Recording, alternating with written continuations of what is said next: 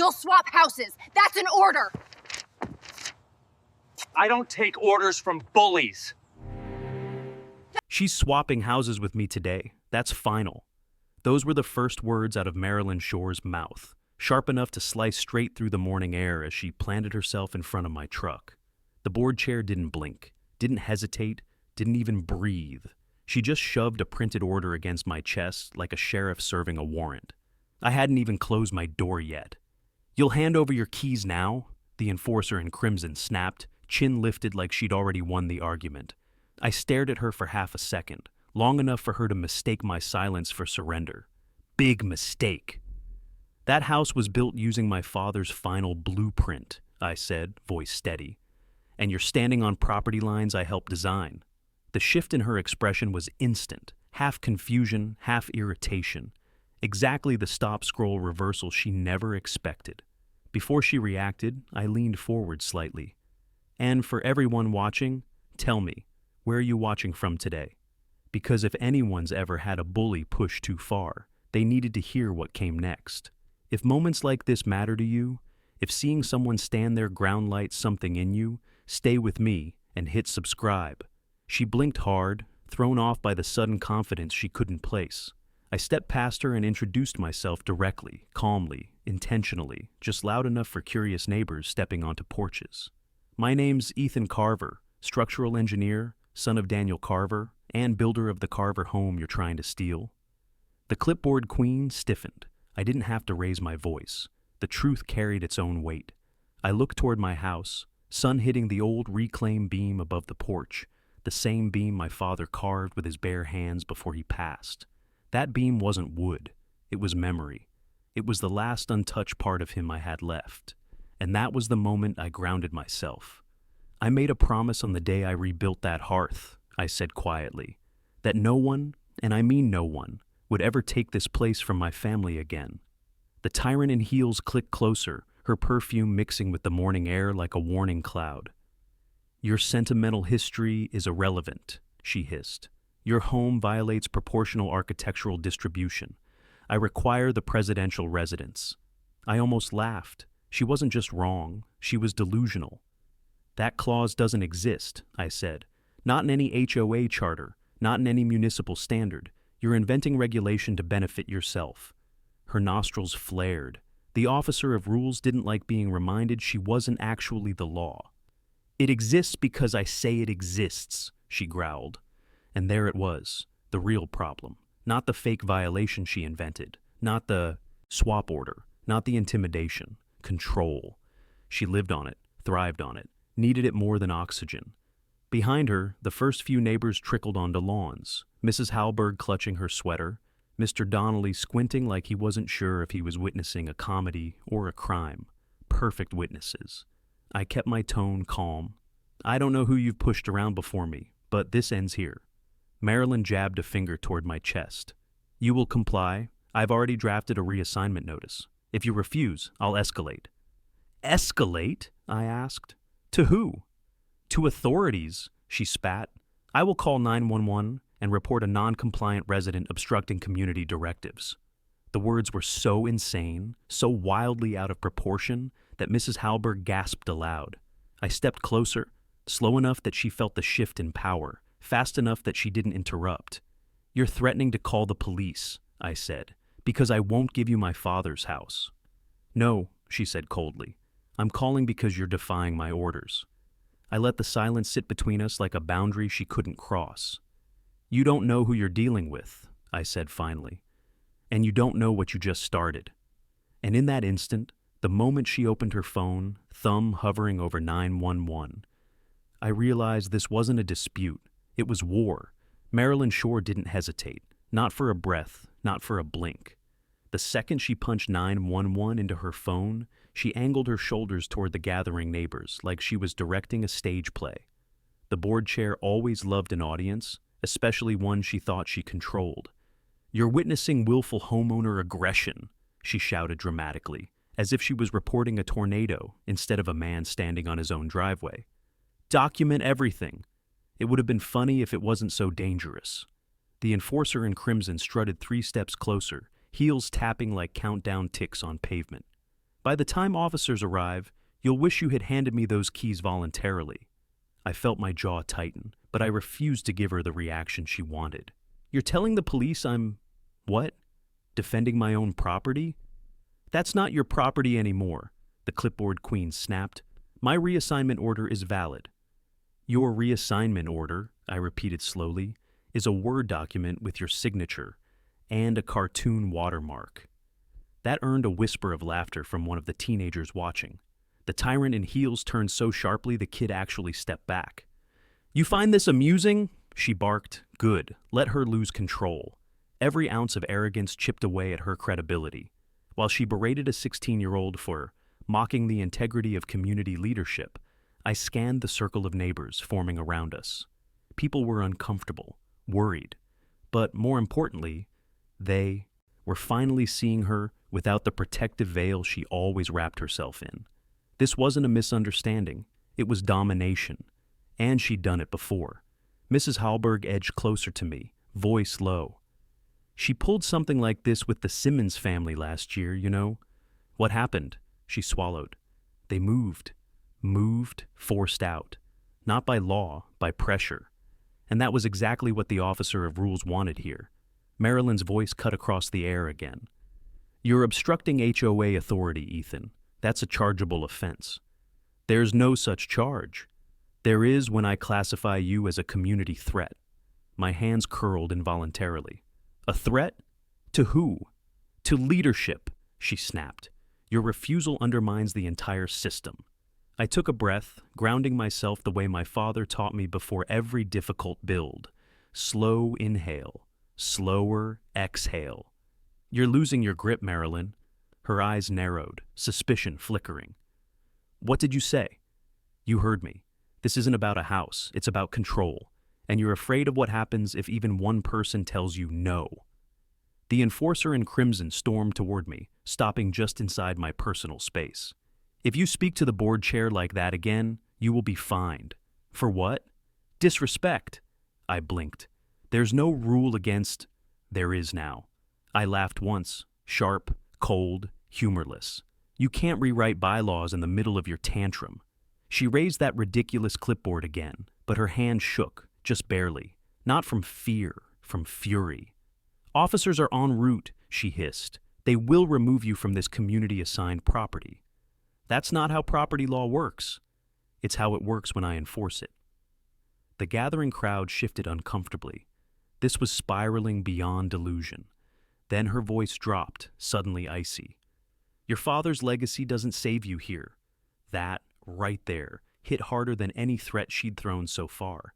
It wasn't about legality anymore. It was personal. She wanted to break something sacred. I stepped in, just enough to make her step back. You don't speak his name. Not today. Not ever. Her jaw clenched. She didn't like losing ground, literal or psychological. You think you're strong enough to challenge me? The tyrant in heels whispered, venom threaded through her tone. You're one man. I am the board. And I'm the owner, I said, which trumps your fake authority.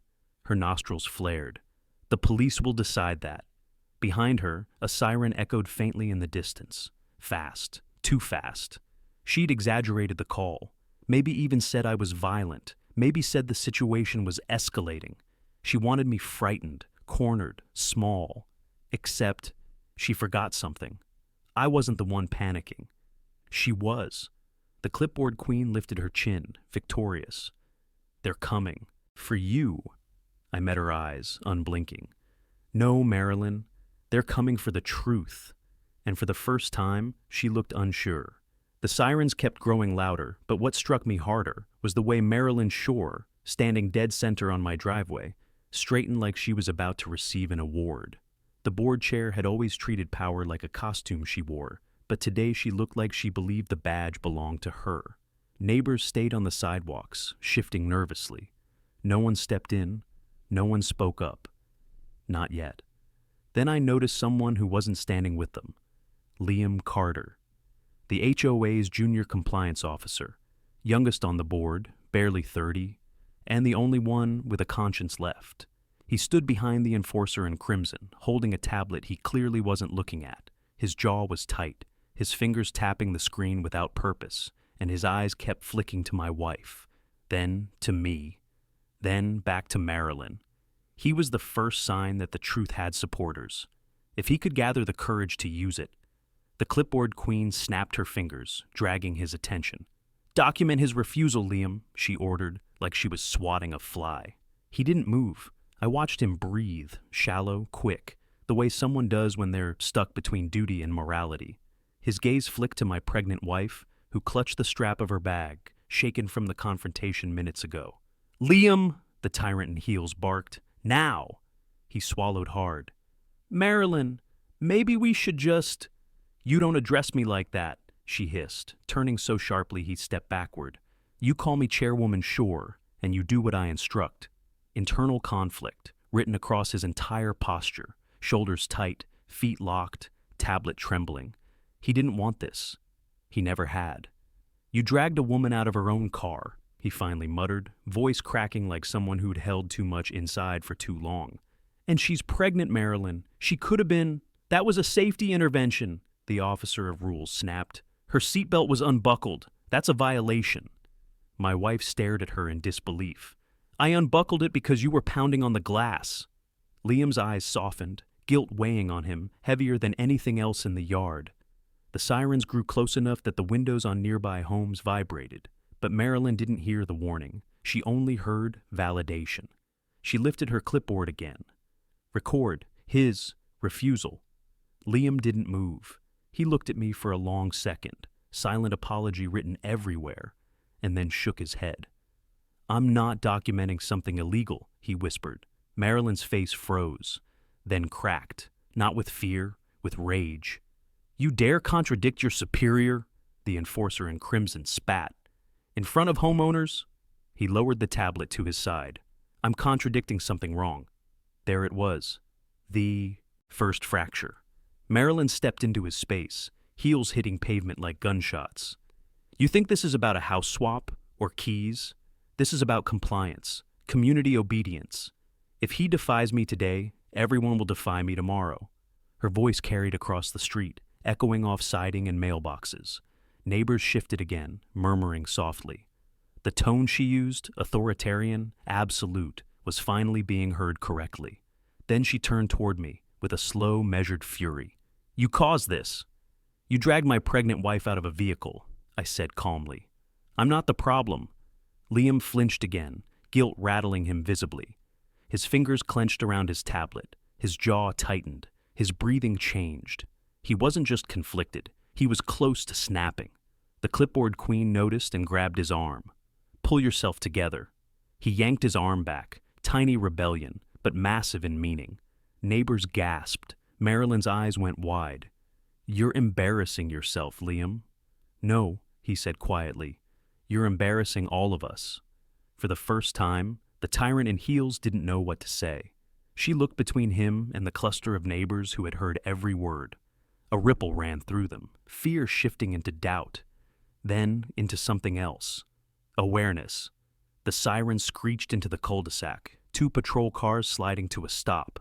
Officers stepped out quickly, hands hovering near holsters, because whatever Marilyn told them, it wasn't the truth. Liam stared at the police, panic rising. The internal war exploded across his expression, wanting to do the right thing, but terrified of Marilyn's wrath. He stepped toward the officers, then froze, then stepped back, then forward again. He was breaking apart under pressure, and Marilyn saw it too. She hissed, "Say a word, and you'll regret it." But this time, her threat didn't land. Liam lifted his eyes, and for the first time today, he looked like someone ready to choose a side. The moment the officers stepped onto my driveway, Marilyn Shore surged forward like she owned them. One hand shot up, palm slicing through the air, as if she were signaling soldiers rather than greeting police. "Officers, thank God you're here," the board chair announced, layering her voice with panic she absolutely did not feel. "This man is refusing a lawful HOA directive and becoming aggressive." Aggressive. I hadn't taken a single step toward her. My wife tightened her hand around my arm, steadying herself. She was still shaken, still recovering from being yanked out of the car minutes earlier. The sight of her discomfort should have forced anyone with a conscience to pause. But not the enforcer in crimson. She angled her body toward the cops, theatrically placing herself between them and the rest of the street. This community depends on order, she continued, and he's threatening that order. One of the officers, a tall woman with steady eyes, looked past her toward us.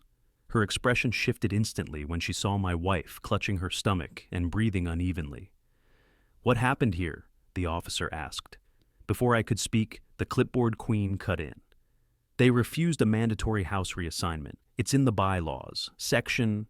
There is no section that allows that," I said quietly, leveling my voice. "No HOA gets to reassign homes like it's a chessboard." Marilyn snapped toward me. "We do when a board vote authorizes it." The second officer, shorter and older, raised a brow. "A house reassignment? That doesn't sound legal." "It's binding within this community," the tyrant in heels insisted, stiffening. "And he's refusing compliance." The first officer looked at her with growing skepticism. "Ma'am, that's not how property rights work." For the first time, the facade slipped. A barely perceptible twitch hit Marilyn's jaw. Behind her, Liam Carter hovered near the mailbox post, wringing his hands. His internal conflict was clearer than ever, eyes darting between the police, the board chair, and my trembling wife. He wanted to speak. He just didn't know how. Marilyn noticed. She pivoted sharply. "Liam, present the violation report." He froze. Her voice grew colder. "Now." He lifted his tablet, but his finger hovered above the screen without pressing. Sweat glimmered along his hairline. He wasn't refusing out of defiance. He was refusing out of conscience. But she didn't care. She never had. The officer of rules marched closer, heels cracking against the pavement. "If you won't speak, I will," she said, wrenching the tablet from his hands. "This resident is defying board authority." The younger officer stopped her mid-sentence. "Ma'am, I need you to step back." It was a simple instruction, calm, professional. But to the enforcer in crimson, it was an insult. She puffed up, shoulders raised, chin high. "Excuse me? I am the elected regulator of this neighborhood.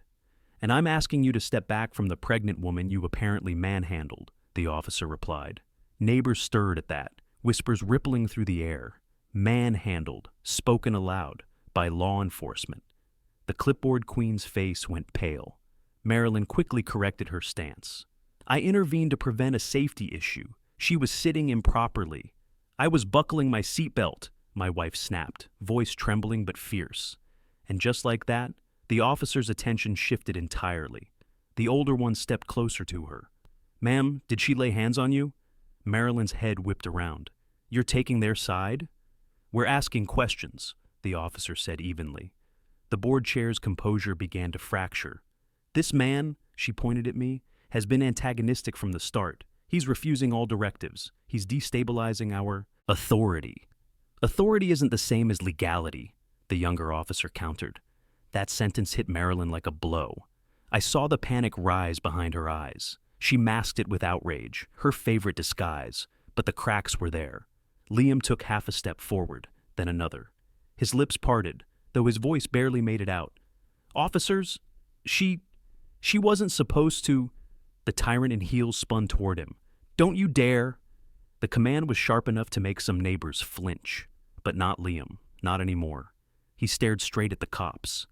"She ordered me to document a violation that doesn't exist, and she grabbed her," he motioned to my wife, "without cause." Silence dropped over the street. Even the officers didn't move. Marilyn Shore looked at him like he'd stabbed her. "You're finished." "No," he whispered, trembling. "You are." The older officer exhaled and reached for her radio. "Dispatch, we need a unit supervisor. Possible misuse of HOA authority escalating toward harassment." And the board chair finally lost her breath. The police supervisor hadn't even arrived yet when Marilyn Shore regrouped, recalculated, and came back swinging in that dangerous way only a desperate HOA tyrant could. She straightened her blazer, lifted her chin, and stepped toward the officers as if the last 5 minutes hadn't just exposed her entire facade. "Officers," the board chair said, softening her tone into something almost syrupy. "I think we're all being a bit dramatic. This community has strict regulations, and tensions simply ran high." The younger officer frowned. Ma'am, dragging a pregnant woman out of a vehicle isn't a tension. It's a potential crime. The color drained from the enforcer in Crimson's face, but she quickly masked it with indignation. She was in violation? There is no HOA violation involving a seatbelt, the officer cut in. Behind me, my wife steadied her breathing and leaned into my arm. Her discomfort was still visible, and the sight only hardened something deep in my chest. What Marilyn had done wasn't a misunderstanding. It was an abuse of authority. Liam Carter lingered near the mailbox, visibly shaken.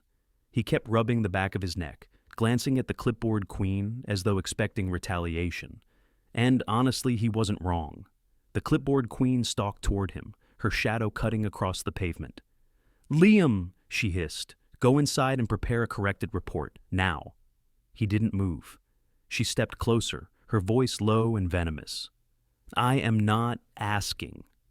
Before he could fold, the older officer stepped between them. "Sir, you're not obligated to rewrite anything." That tiny act of protection seemed to pour strength back into him. "I'm not changing my statement," he whispered, eyes fixed on the asphalt. "Not this time." The tyrant in heels let out a sharp, humorless laugh. "You think siding with them is going to save you? The board will bury you for this." He swallowed hard, but didn't back down. My wife gently tugged my shirt. "Let's go inside," she murmured. "I'm just tired." I nodded and helped her toward the porch, wanting her to rest, but the officers gestured for us to stay outside a little longer for their report. It was clear they needed first-hand accounts and evidence. That's when the officer of rules tried one more tactic. "Everyone calm down," she said, waving her hands as if she could smooth the chaos with gestures. "Let's all step back and let the HOA resolve this internally." The younger officer raised a brow. "Ma'am, that's not how legal investigations work." The enforcer in Crimson's patience snapped. "Officer, you're obstructing an internal board matter." "And you," the officer replied evenly, "are obstructing an active investigation." For a long moment, Marilyn Shore stood frozen, disbelief widening her eyes. She wasn't used to anyone, police, neighbors, or board members, challenging her, especially not like this. I watched her jaw tighten, watched the fury simmer under the surface. She wasn't done, not even close. Which is why I wasn't surprised when she suddenly pivoted toward our fence line, her attention locking onto a small object half hidden behind a decorative planter. A camera. But not mine, not the HOA's, Liam's. His face drained the moment she spotted it. "That footage is unauthorized," the board chair snapped. "Remove it at once." He took a step back. "No, it's proof." Proof. A word that hung in the air like a spark ready to ignite a gasoline-soaked room. The officers noticed immediately. "What kind of footage?" the older one asked. Marilyn stepped between them, blocking their path. "Irrelevant. The HOA did not permit surveillance. It's public property," Liam said quietly, "and it recorded everything." The clipboard queen looked like she might faint. "You recorded the incident?" He nodded. My wife exhaled shakily, gripping my arm tighter. The younger officer exchanged a glance with her partner. "Sir, we're going to need to view that." Marilyn's voice cracked. "You have no right." "We absolutely do," the officer replied. The tyrant in heels lunged forward as though she could grab the camera before the police did, but the officers stepped between them instantly, and for the first time, real fear flickered across her face. Because she knew. She knew what that footage showed. She knew it proved everything she had tried to rewrite. As the officers escorted Liam to retrieve the recording, Marilyn Shore stood trembling, not in shock, but in fury. A fury aimed at him, at us, at anyone who dared expose her. The escalation wasn't over, but her mask, that was done. The moment the officers followed Liam toward his porch to retrieve the camera footage, I saw something terrifying settle behind Marilyn Shore's eyes. Calculation. Not guilt, not fear. Calculation. The kind a cornered predator makes when it still believes it can control the outcome if it just moves fast enough. She waited until the officers were halfway down the walkway before stepping closer to me, her voice slicing low. "You think a shaky little video changes anything? You're a guest in this neighborhood. Don't forget that." "I'm a homeowner," I answered steady. "And you put your hands on my wife." The board chair gave a cold smirk. Your wife resisted compliance. That's all the footage will show. Behind me, my wife inhaled sharply, one hand braced on her belly. Compliance? I was sitting in our car. Marilyn's eyes flicked to her, then down to her stomach. And for the first time, the mask cracked just slightly. Not out of empathy, but irritation that she had dared speak. The clipboard queen stepped in beside her, clutching her folder as though it could shield her from the truth rapidly circling all of us. You're twisting things, the clipboard queen snapped. If you had followed the rules, none of this— There is no rule that allows you to grab me, my wife whispered, trembling. The younger officer turned. Ma'am, are you feeling dizzy? A little, she murmured. That was it for me. She needs to sit, now.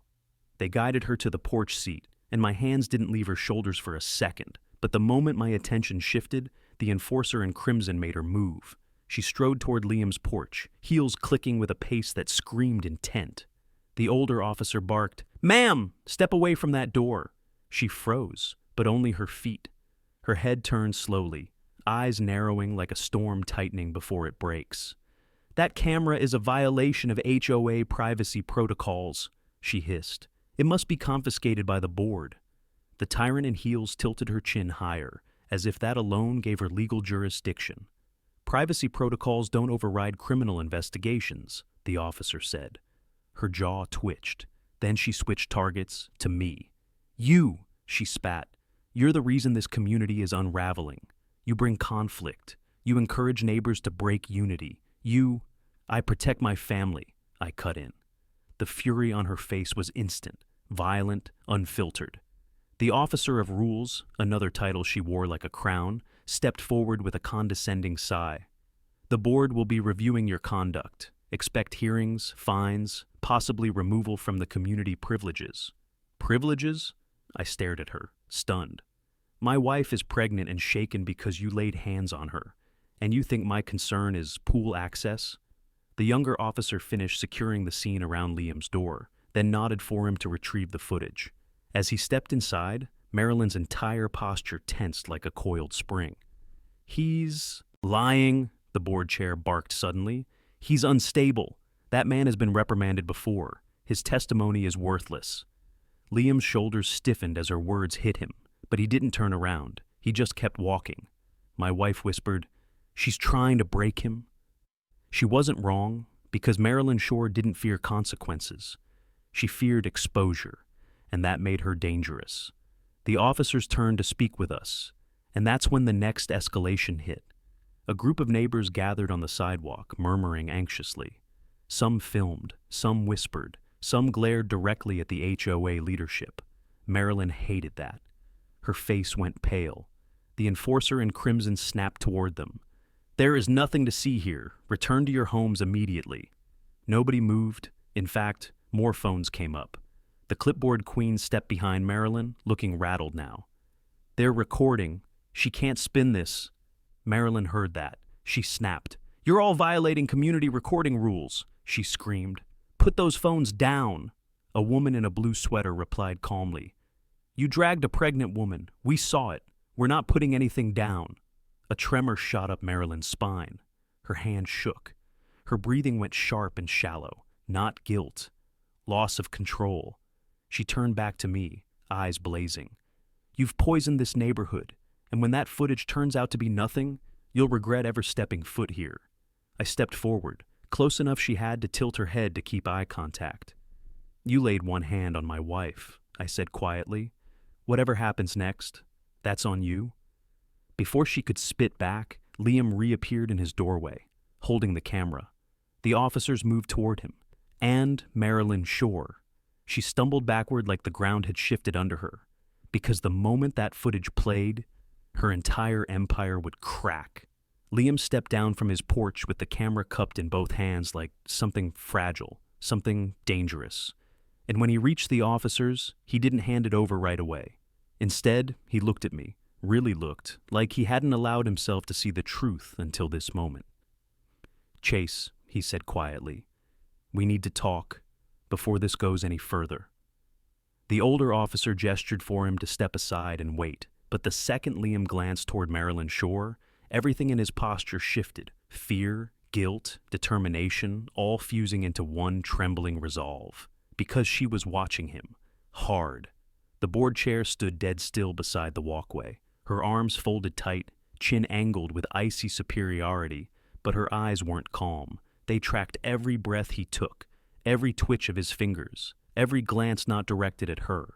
The enforcer in crimson was unraveling, and she knew it. "Liam," she warned through clenched teeth, "remember who you owe your position to." He flinched, barely, but enough for me to see how deeply her claws were in him. The clipboard queen moved beside her, voice sharp. "Don't forget the agreement you signed. The board can revoke your vendor access in seconds."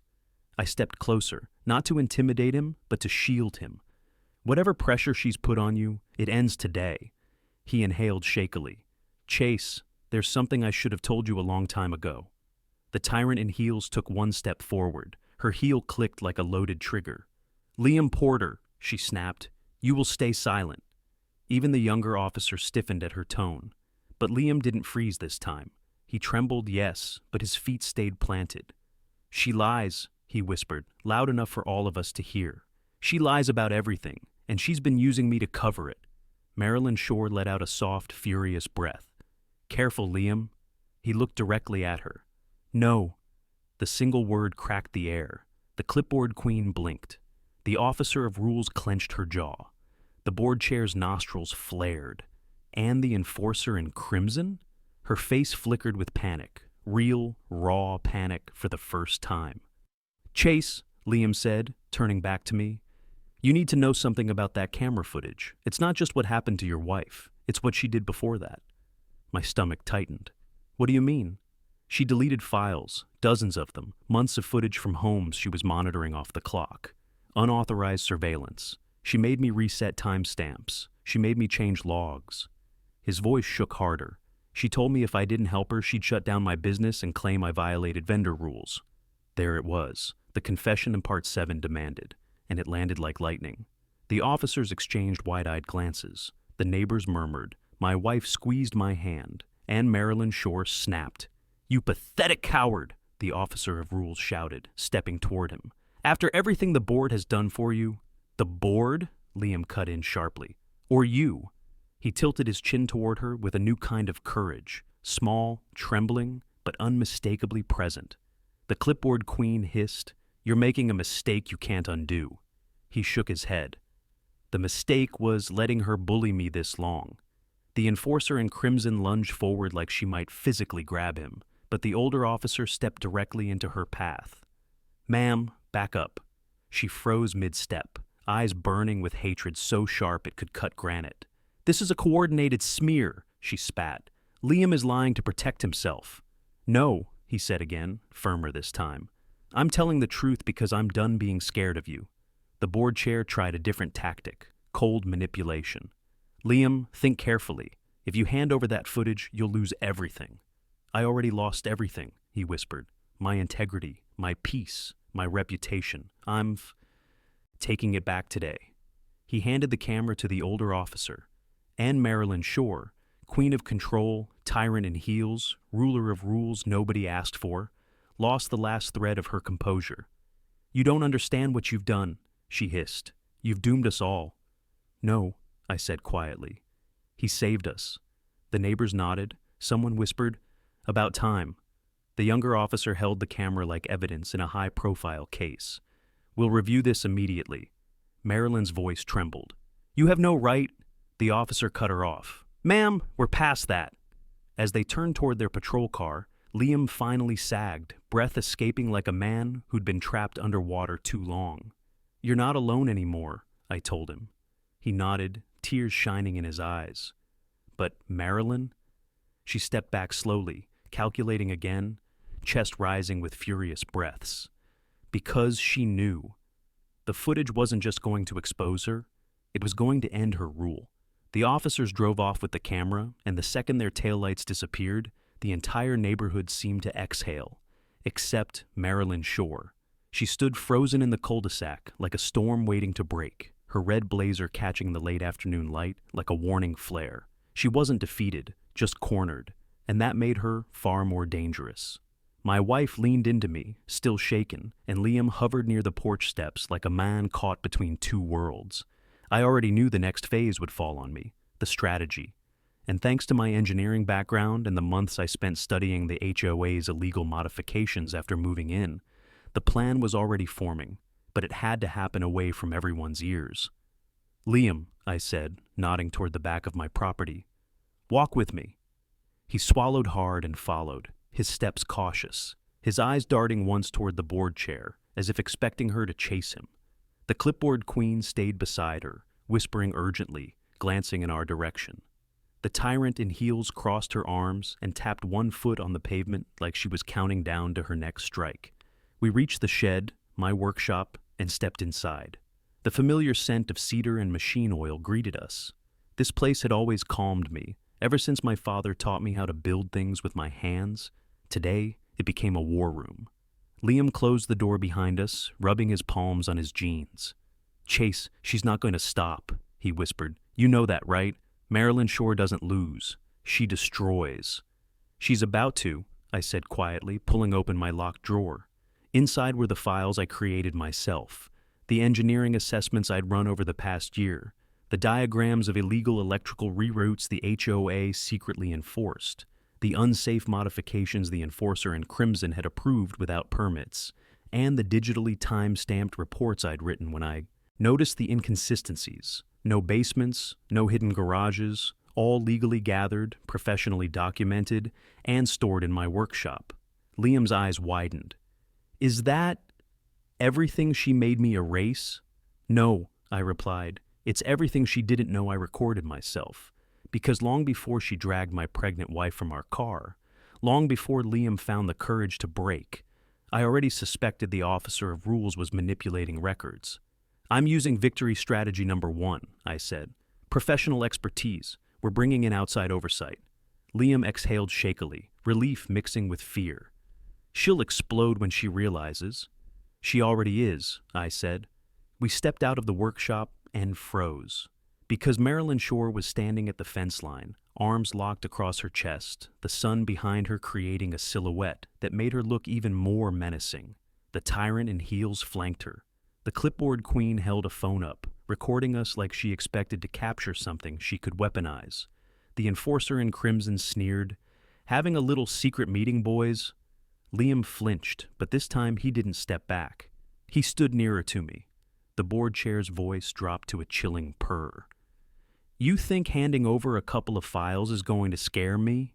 You think anyone cares what you two fabricate?" Fabricate. That was the record she was planning to push. The officer of rules leaned in, her grin razor sharp. "We control the narrative here." "No," I said calmly. "Not anymore." Her smile cracked. I moved past them without another word, heading to my truck. Liam followed. The sunlight had begun to fade, long shadows stretching across the pavement like something out of a crime scene photo. The neighbors watched from porches and windows. Everyone sensed something shifting, like the board's grip on the community was slipping. I opened the truck bed and placed my documentation case inside. Liam slid into the passenger seat, still trembling but steady enough to stay. "Where are we going?" he asked. "To the county inspector's office," I replied. "Tonight." He blinked. "They'll actually listen?" "They don't ignore professionally backed evidence," I said, "especially when it involves electrical tampering and unauthorized surveillance." He swallowed. "And when they question me, I'll tell them everything." I nodded. "That's all I need." But as I turned the key in the ignition, movement caught my eye. Marilyn Shore stepped directly into the center of the road, planting her heels on the asphalt like a queen refusing to let her kingdom fall. Her expression burned with fury and desperation, a volatile mix. "You take 1 inch past this line," she growled, "and you'll regret it." The enforcer in Crimson came up behind her. The clipboard queen raised her phone higher. But I didn't stop. I let the engine rumble. "Get out of the road, Marilyn," I said through the open window. She didn't. She glared at me with a smile like a crack in glass. "This neighborhood is mine." "Not after tonight," I answered. Her smile vanished, and I drove. Because this time, it wasn't her rules that would decide my fate. It was the truth. The drive to the county inspector's office should have felt like progress, like the final stretch before everything broke open. But every mile felt heavier. Liam kept rubbing his palms together, staring out the passenger window like he expected Marilyn Shore to appear in the rearview mirror. I couldn't blame him. The board chair wasn't the type to wait quietly for her kingdom to crumble. And something about the way she stood in the road earlier, heels planted, shoulders squared, that unstable smile, told me she already had her next move ready. Halfway down Briar Creek Road, Liam stiffened. "Chase, look." A black SUV sat parked at the bend, hazard lights blinking. A familiar red Blazer stood beside it, blazing like a crimson alarm in the fading light. She'd beaten us here. Marilyn Shore stepped forward slowly, the enforcer in crimson right behind her. The clipboard queen stood to her other side, arms crossed tight over her chest. The tyrant in heels paced behind them, rage trembling through every step. I slowed the truck. Liam swallowed hard. "She followed us." "No," I murmured. "She blocked us." The officer of rules raised her chin, eyes cold and triumphant, as if she believed she'd reclaimed control. I pulled over to the gravel shoulder and got out, keeping my documentation case close. The board chair didn't wait a second. "You're interfering with an official HOA investigation," she declared, voice slicing through the air. "You're not law enforcement," I replied. She smirked. "The county doesn't act on complaints without context. And I know every inspector in this district. They respect order. They respect rules." Her eyes narrowed. "They respect me." The enforcer in crimson stepped closer. "Turn around. Go home. Stop pretending you're smarter than the system." Liam whispered behind me. "She's bluffing. She has to be."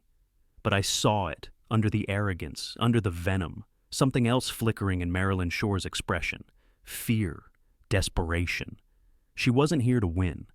She was here to stall. "Chase," she said softly, shifting tactics with terrifying ease.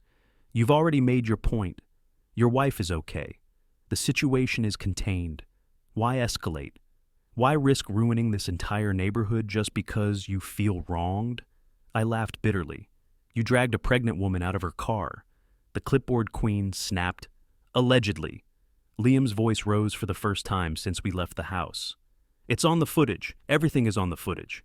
The tyrant in heels shot him a death glare. "Shut your mouth, Liam. You don't know what's happening behind the scenes." "He knows enough," I said. "Enough to testify. Enough to break your board wide open." Marilyn's expression cracked. Her jaw tightened. Her eyes sharpened into something feral. She stepped closer, lowering her voice. "You think an inspector is going to take your word over mine? I built this community. I shaped it. I keep it standing." "No," I answered. "You control it. There's a difference." She flinched like the words hit a nerve. I lifted the documentation case. "Step aside." Instead, the officer of rules moved directly into my path, heels grinding into gravel. "We're not done talking." "Then talk fast," I replied, "because I'm not missing this appointment." Marilyn exhaled sharply, then leaned in with a venomous whisper only I could hear. "If you expose us, Chase, you expose yourself." That made me pause. She noticed, smiled. "Deadly." "Your shed," she said softly. "Your little workshop. Your tools, your modifications. You think nobody noticed? You think everything you've done on your property is compliant?" There it was, her last weapon. A threat to turn the system against me. "You want to play code enforcement?" I asked. "Let's play." Her smile faded, because she realized I wasn't folding. "I'm not intimidated by your rules anymore," I said. "And I'm not scared of your retaliation. I'm done being pushed into silence." The enforcer in crimson hissed. "You're making a mistake." "No," Liam said suddenly, stepping forward, voice steady for the first time. "You made the mistake. You underestimated him." He moved beside me, shoulders squared. And that was the moment the balance shifted. Not in the dramatic movie-style way. Not with shouting or threats or explosive reactions. Just a subtle, undeniable shift, like the earth tilting under our feet. Marilyn Shore stepped back. Only half an inch, but enough to show she felt it too. "Move," I repeated. The clipboard queen looked at her. The tyrant in heels looked at her. The officer of rules looked at her. Marilyn's expression twitched, collapsed, and she stepped aside. It wasn't surrender, it was delay, a temporary retreat in a battle she knew she was losing. I got back into the truck. Liam followed, breath shaking but eyes clearer than before. We pulled onto the road, and in the rearview mirror, Marilyn Shore stood alone, hands trembling, jaw locked, eyes blazing with a new, terrifying promise. She wasn't done. Not even close. The county inspector's building rose over the hill like a promise, quiet, neutral, uncorrupted. For the first time all day, I felt the tension in my chest loosen. This was the part of the plan where truth would finally outweigh intimidation. But as I pulled into the parking lot, Liam stiffened beside me. "Chase, someone's already here." I didn't want to believe him, but when I turned the truck slightly, my headlights swept over a familiar figure standing near the entrance, arms crossed, back straight, blazer glowing like a flare in the dusk. Marilyn Shore. The board chair had beaten us. Again. Her car was illegally parked at the red curb. The clipboard queen leaned on the hood, scrolling through her phone with frantic energy. The tyrant in heels paced the sidewalk with a predatory rhythm, and the enforcer in crimson stood guard like a sentry blocking the gate to a kingdom she refused to lose. They looked like a firing squad, waiting for permission to aim. "That's impossible," Liam whispered. "How did she get here this fast?" "She didn't follow us," I said quietly. "She anticipated us." The officer of rules spotted us and nudged the board chair. Marilyn's head snapped toward us, and even from across the lot, I saw it. Her mask was cracking. Desperation pulsed under her skin, but she still had sharp edges. She marched toward us with the stride of a woman who believed consequences were for other people. I stepped out of the truck, keeping the documentation case tucked under my arm. Liam stayed close, breath unsteady. "I'll make this simple," Marilyn Shore said, stopping just inches from me. "Turn around and go home." "No," I replied. The clipboard queen joined her. "This isn't your jurisdiction. The inspector can't just take any random property complaint, especially without HOA approval." "That's where you're wrong," I told her. "This isn't a homeowner complaint. It's an engineering report documented by a certified professional, with evidence of illegal reroutes done under board directives." The enforcer in crimson scoffed. "Fabricated." "You wish." The tyrant in heels stepped forward, chin raised. "You're trying to weaponize the system." "No," I said. "I'm trying to protect the people living under your system." Marilyn's eyes darkened. "You're outmatched, Chase." "Not tonight." Her jaw tensed. That was when the glass doors of the building slid open, and a man in a gray badge stepped out. "Gentlemen, I received your request for an emergency review." The board chair whirled toward him instantly. "Inspector Hale, thank goodness. These two men are attempting to file fraudulent reports. The HOA board will not tolerate interference." He held up a hand. "Ma'am, I've already been briefed by dispatch. They contacted me about potential electrical safety hazards and unauthorized surveillance practices." Marilyn's face drained. For the first time, she didn't speak. The clipboard queen faltered. The officer of rules took one involuntary step backward. The enforcer in crimson stopped breathing entirely. "Mr. Duval?" the inspector asked. "You're the engineer?" "Yes," I said, passing him the case. "Everything is professionally documented and time-stamped, and we have a witness who was pressured to hide things." Liam stepped forward. His voice cracked at first, but he didn't fall apart. "I'll testify," he said. "Whatever you need." The inspector nodded. "Both of you, come inside. We can start the review immediately." Marilyn snapped back to life. "Absolutely not. I'm the board chair. This community falls under my authority, and I demand—" "You demand nothing," Inspector Hale cut in sharply. "This is a county matter now, and any interference will be documented as obstruction." The tyrant in heels actually gasped. The officer of rules sputtered. But you can't."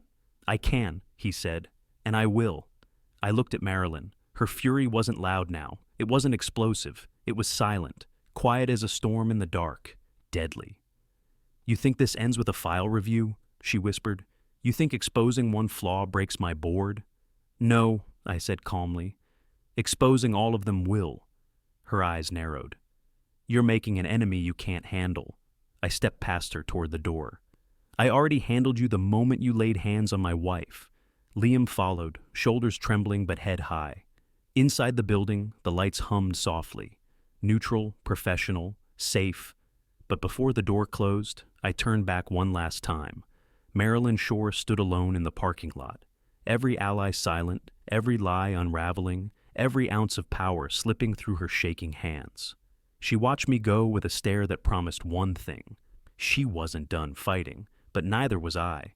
The emergency board meeting felt less like community business and more like a trial. At the front table, under the HOA logo, stood Marilyn Shore, white-knuckled around her clipboard. The board chair slowly tapped the microphone. "This session," she said, "addresses dangerous misinformation being spread by one homeowner and a disgruntled former vendor." I sat mid-row with my wife on one side, Liam on the other. Her hand rested over her stomach. His fingers dug into the chair. Inspector Hale leaned against the wall, arms folded. The tyrant in heels paced behind the table, heel clicks echoing like a countdown. The clipboard queen whispered beside her. Marilyn lifted her chin. "Remember why this board exists, to protect property values and preserve order. One engineer's temper and one vendor's bitterness do not outweigh years of responsible leadership." Eyes slid toward me. I stood when she invited concerned parties to speak. "My name is Ethan Carver," I said into the mic. "I'm the homeowner she ordered to swap houses with her." Gasps rippled across the room. Marilyn's smile thinned. "You were offered a mutually beneficial reassignment, Ethan. You drafted a fake policy to seize my home," I replied. "And when we refused, you dragged my pregnant wife out of our car." The room erupted. Shouts, laughs, angry whispers. The officer of rules slammed her palm on the table. "Order. This meeting will maintain order." "Order isn't the same thing as justice," I said. Silence dropped. If you've ever felt that knot in your chest when someone with a title bullied you into saying yes, listen, I continued. What happened to us isn't a one-off, it's a pattern. Liam rose beside me. "My name is Liam Porter. I work compliance for the HOA, and I helped her hide things." "The board chair told me to erase camera footage," he said. "She had me alter timestamps. She approved unpermitted electrical work on her own home and threatened my business if I didn't cover it." The enforcer in crimson lunged toward the mic. "You're breaching confidentiality." Inspector Hale stepped forward. "There is no confidentiality privilege for fraud," he said. "My office reviewed Mr. Carver's engineering reports and the footage Mr. Porter submitted. Multiple violations were confirmed. Unpermitted structural modifications," he went on. "Unsafe rerouted wiring. Unauthorized surveillance focused on specific homes. Those directives originated from this board." Color drained from Marilyn Shore's face. "That's your spin," she snapped. "Standard oversight is being twisted into criminal intent." "No," Hale replied. "That's the statute. This file has already been referred to the city and to your insurer." The word insurer landed like a gavel. A man in the front row stood. "Is that why dues went up 3 times? A woman near the aisle called out. "You fined me for my door color while your own garage lights dangled from bare wires." More voices rose. Old fines, petty threats. Letters that suddenly felt like harassment instead of policy. The clipboard queen grabbed the mic. "You're all overreacting. The board has always acted in your best interest." "Is secret recording in our best interest?" Another homeowner shot back. "Because I never agreed to that." The officer of rules raised her voice, now edged with panic. "Sit down, or you'll be cited for disruption." No one sat. I walked closer to the front. "This neighborhood doesn't belong to a clipboard," I said. "It belongs to the families who live here. You shouldn't be scared of the people you elect. If you're tired of being managed instead of represented, this is your line in the sand. You choose whether this board keeps its power." I didn't tell them how to vote. From the back row, a voice rang out. "Motion to remove the current board." Another voice followed. "Seconded." All eyes snapped to the front. For the first time since I'd met her, the tyrant in heels looked genuinely afraid. The meeting room fell into a silence so thick you could feel it pressing against your chest. The motion to remove the entire board hovered in the air like a lightning strike waiting to hit. Homeowners stared at one another, some shocked, some furious, some finally awake. And at the center of it all stood Marilyn Shore, shaking but refusing to let the fear show on her face. The board chair stepped to the mic, her voice brittle. There are procedures for removal. You can't just, a homeowner, cut her off. We're following those procedures. The enforcer in crimson snapped. This board has kept property values high for years. Without us, this community collapses. Another homeowner, a man who had stayed quiet all year, stood.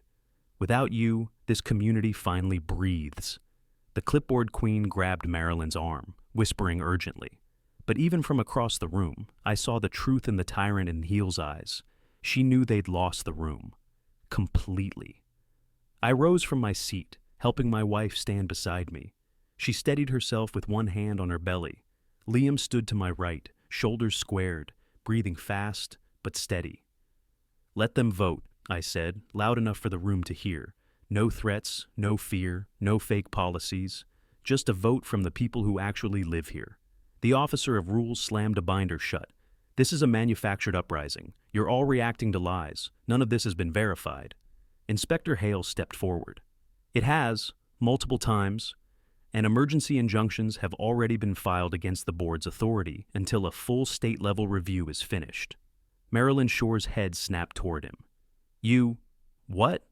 He didn't flinch. "Your board cannot issue fines, citations, warnings, or enforce any HOA policies until the investigation is complete." A wave of gasps rolled across the room. The board chair stumbled backward, her grip tightening on the microphone stand. "You're destroying years of governance. You don't understand what you're undoing." I stepped closer. "We're undoing fear." Her gaze flicked to my wife, who stared right back. "You assaulted her," I said quietly. "You tried to intimidate me. You tried to silence Liam. You threatened neighbors. You hid evidence, and you did it all because you believed your title put you above consequences." The enforcer in crimson shook her head frantically. "Don't let him manipulate you. He has a personal agenda." "So did you," Liam interrupted, "and I helped you too long." His voice cracked but didn't break. "You used me," he said, louder now, "but not anymore." The clipboard queen muttered, "This is chaos. This is collapsing." The tyrant in heels whispered something that sounded like a prayer or a curse. Maybe both. Marilyn Shore closed her eyes once, opened them, and stepped to the mic with a trembling defiance. "You think removing me makes you safe?" she said. "You think replacing this board fixes your problems? You people have no idea how much work goes into keeping you all in line." A woman in the middle row shouted, "We're not children." Another man, "We don't need a dictator." And then, "Vote, now." Hands shot up all over the room, row after row. People who had lived here for 20 years, people who'd been fined, threatened, harassed, monitored, people who'd finally had enough. The board tried to shout over it. The officer of rules yelled for order. The clipboard queen begged them to reconsider. The enforcer in crimson threatened lawsuits. The tyrant in heels paced like a caged animal. Only Marilyn Shore stayed perfectly still, watching the neighborhood she once controlled crumble in front of her. Then the final count was announced. Unanimous. Every homeowner present voted for full board removal. The room erupted, not in chaos, but in an overwhelming, exhausted sense of release. People cried, people hugged, people exhaled as if they had been holding their breaths for years. Marilyn's face twisted, not in anger, but in disbelief. "This isn't over," she whispered to me as she passed. "You think you won? But you don't understand what you've started." I stepped closer. "I started accountability." She blinked, stunned, as if no one had ever spoken to her without fear. The inspector escorted the board outside. The tyrant in heels tripped on the curb. The clipboard queen dropped her binder. The enforcer in crimson muttered curses under her breath. The officer of rules covered her face, refusing to be seen. And Marilyn Shore, once untouchable, walked away in silence. The room turned toward me, my wife, and Liam. A homeowner approached. "Thank you," she said softly, "for standing up. For all of us." Another added, "This community needed someone brave." I squeezed my wife's hand. We all needed it. As we stepped outside into the cool night air, I turned to the audience. Everyone still buzzing, taking photos, talking about the future. "If you want more stories of homeowners standing up to HOA tyranny," I said, "hit subscribe right now, share your story in the comments, and let me know where you're watching from." My wife leaned on me, safe, steady, finally free. And for the first time since moving into this neighborhood, it felt like home.